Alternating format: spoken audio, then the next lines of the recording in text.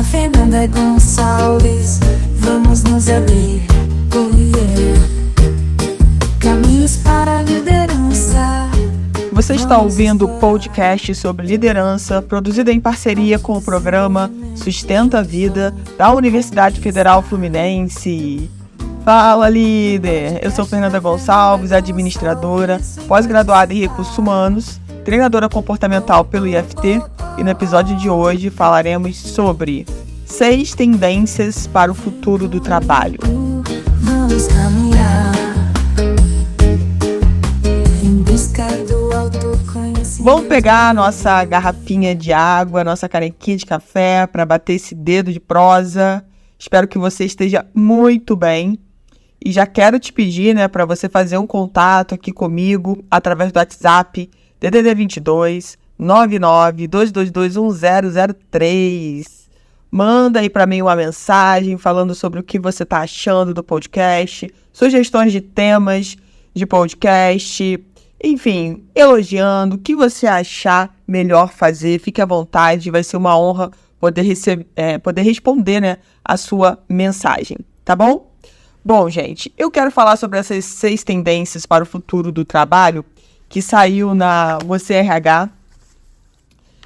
E acho importante a gente conversar porque ela traz aqui umas situações que eu acho bem interessante e que realmente fazem parte do que vai acontecer no futuro do trabalho.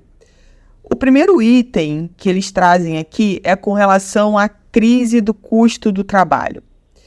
E aí diz o seguinte: ao ficar em casa durante a pandemia de Covid, funcionários experimentaram, muitos pela primeira vez na vida, como pode ser o trabalho sem arcar com todos os custos financeiros, de tempo e energia, associados a ir diariamente ao escritório. Não é de surpreender que muitos desejam continuar em um ambiente remoto, ou, no máximo, no esquema híbrido, Que o híbrido significa o seguinte, gente: alguns dias de forma presencial no escritório e os demais dias home office.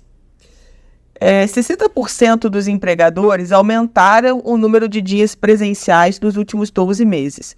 Então, está havendo uma tendência, desde que a gente saiu da pandemia, em que as empresas que estavam, que todas ficaram, a grande maioria ficou obrigada e podia ter o trabalho em home office, começou a fazer um trabalho em que os colaboradores pudessem voltar alguns dias de forma presencial ao escritório.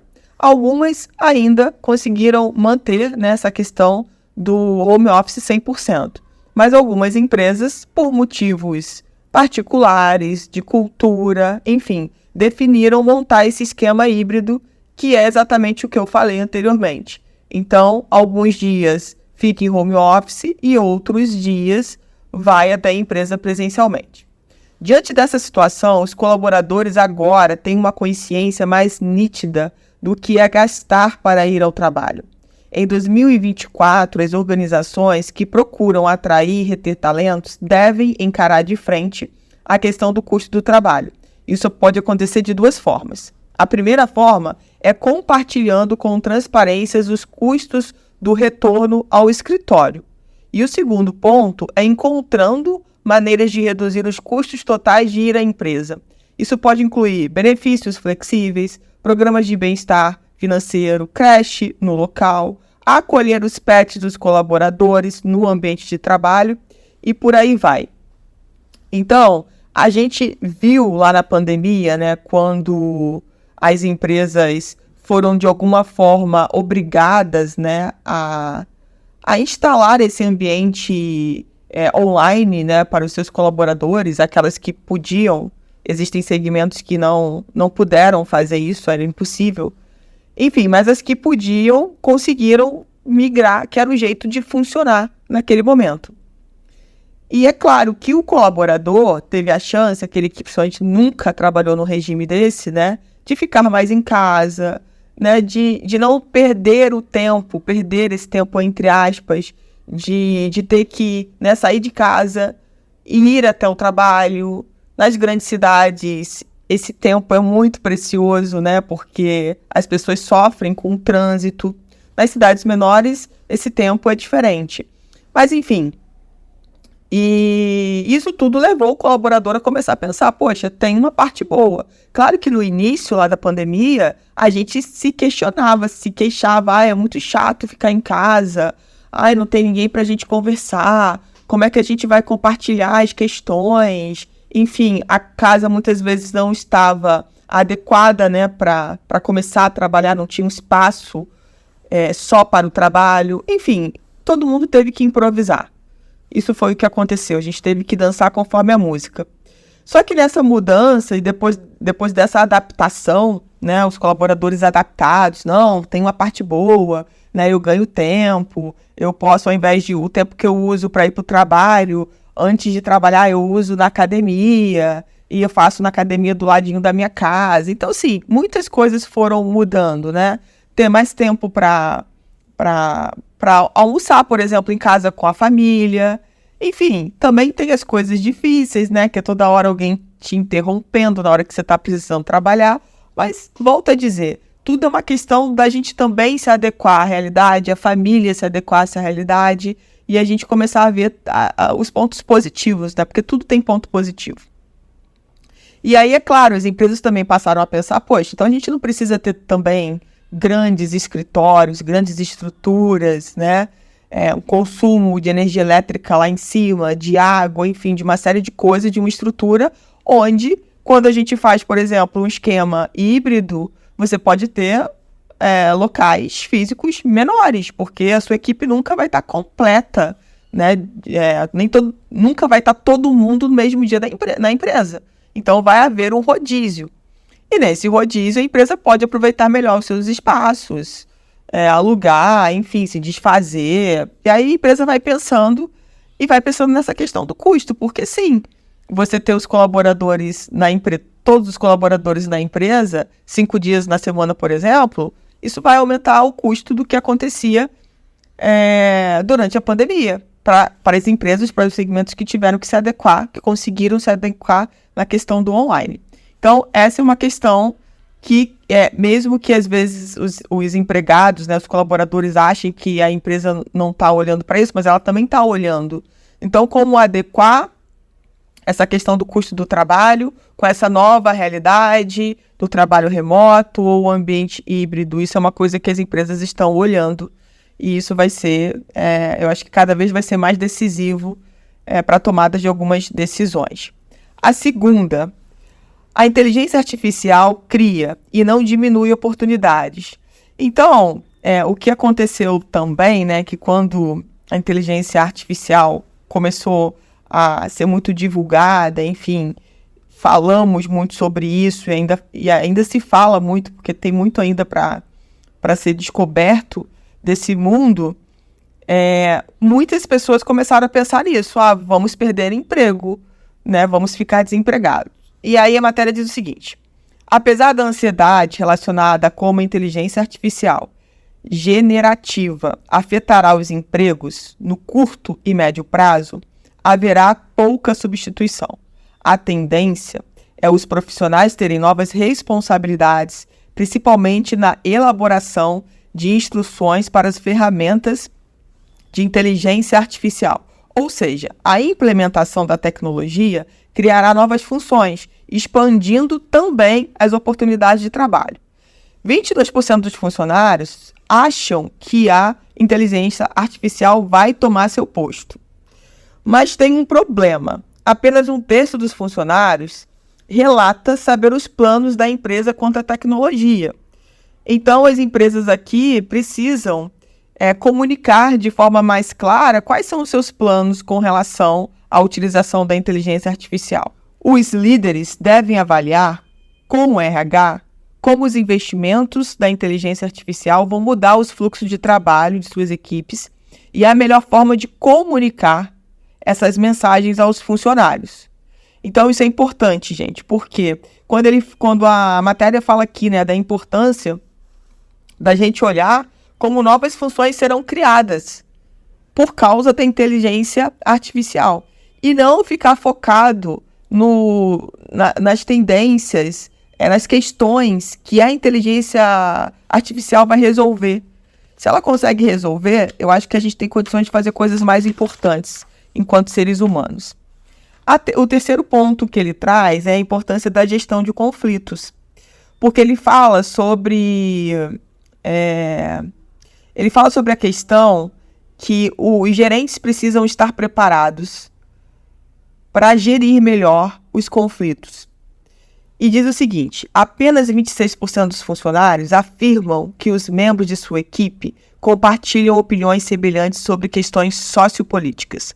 O conflito entre funcionários, gerado por essas diferenças, prejudica tanto os indivíduos como a performance da equipe.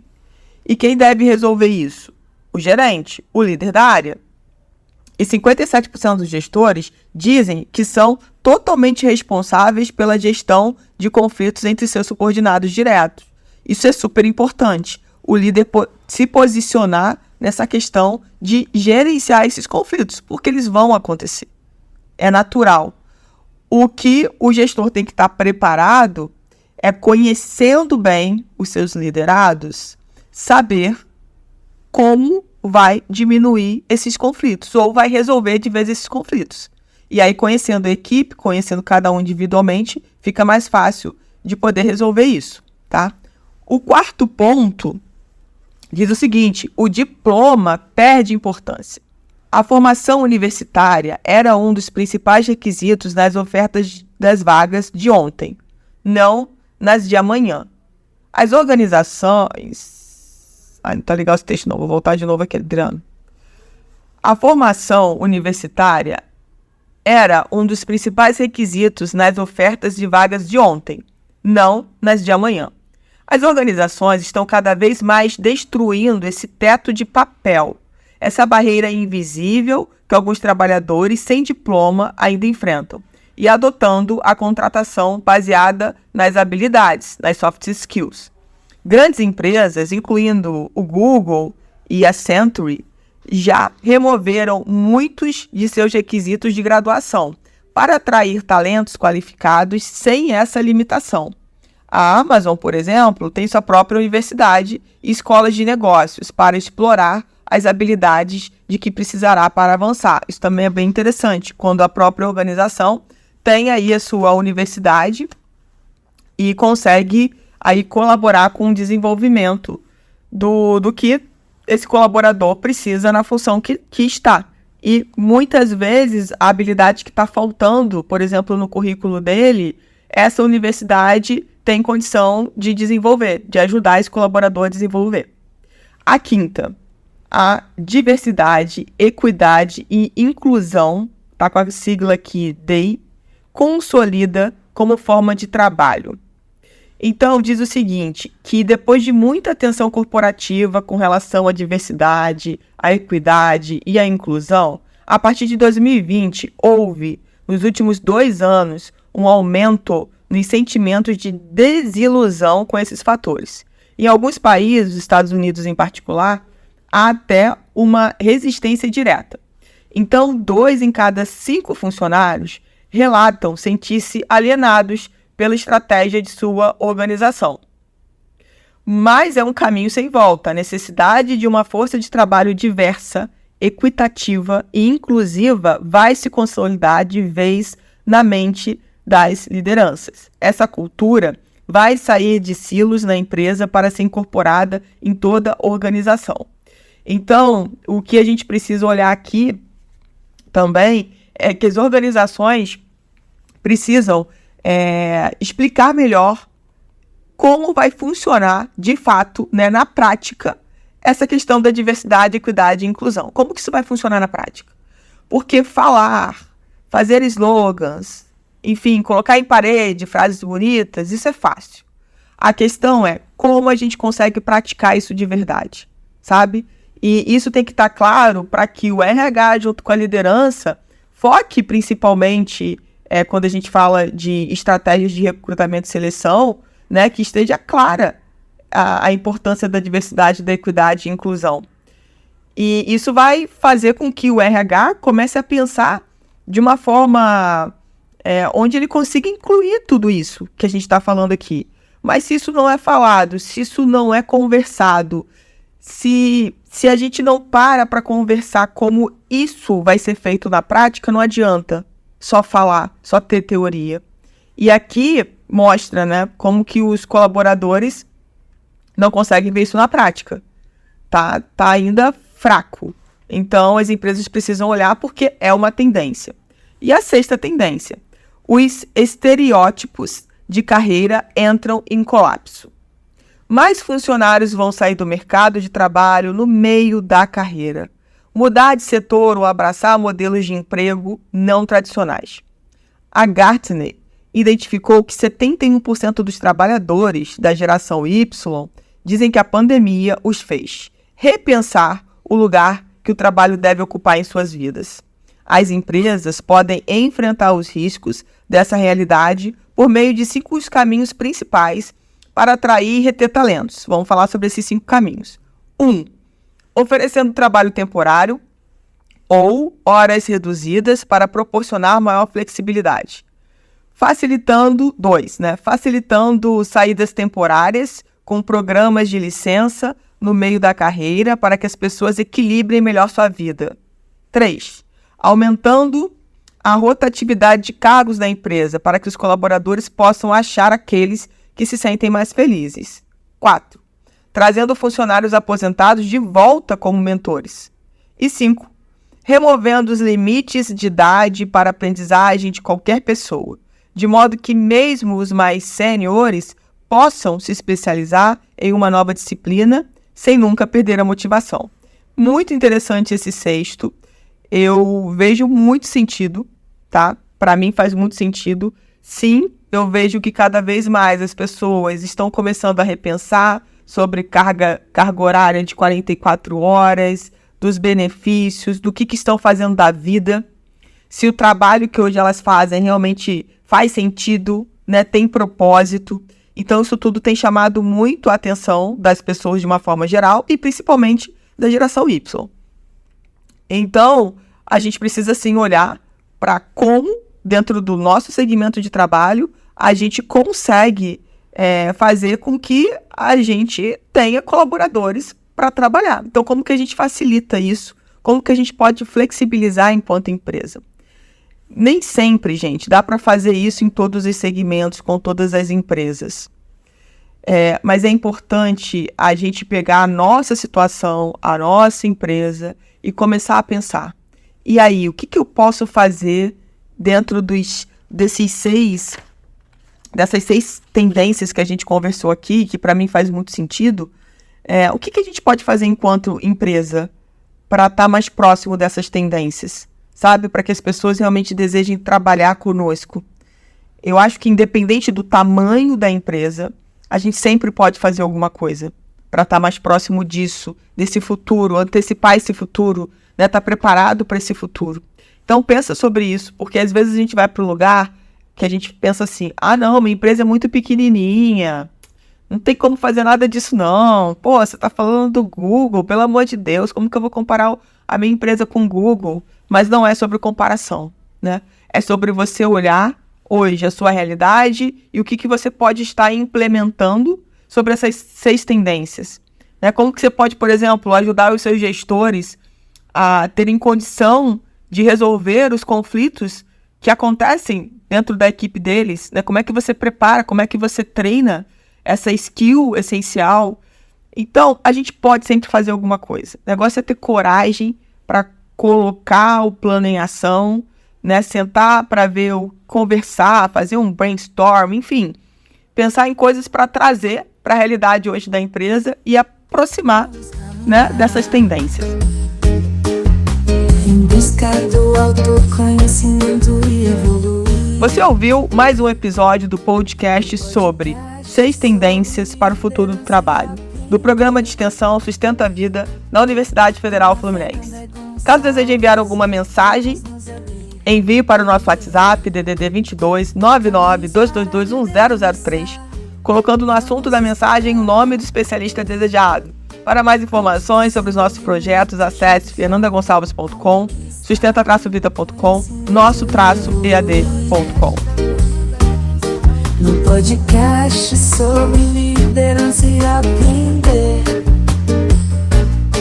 com a Fernanda Gonçalves, vamos nos abrir.